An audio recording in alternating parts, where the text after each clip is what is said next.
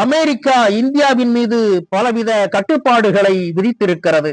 ஏற்றுமதி பொருள்களுக்கு 50% வரி விதித்திருக்கிறது. H1B விசாவுக்கு ஆண்டுக்கு 90 லட்சம் நிர்ணயம் செய்திருக்கிறது.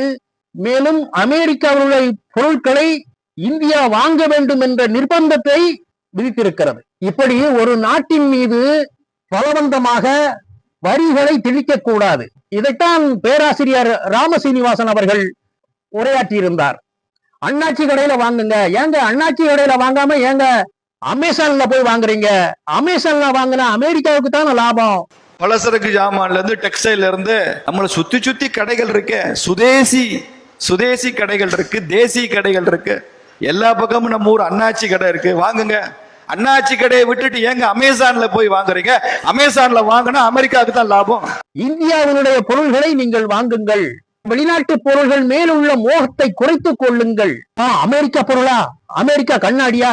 கை கடிகாரமா? அமெரிக்கா கை கடிகாரமா? ஒவ்வொரு பொருள்களும் நாம் அமெரிக்காவில் வாங்கி இருந்தால் நன்றாக இருக்கும் என்ற ஆர்வத்தை ஆரம்பத்திலிருந்தே வளர்த்துக் கொண்டோம். வெளிநாட்டு மோகத்தை குறைத்துக் கொள்ளுங்கள்.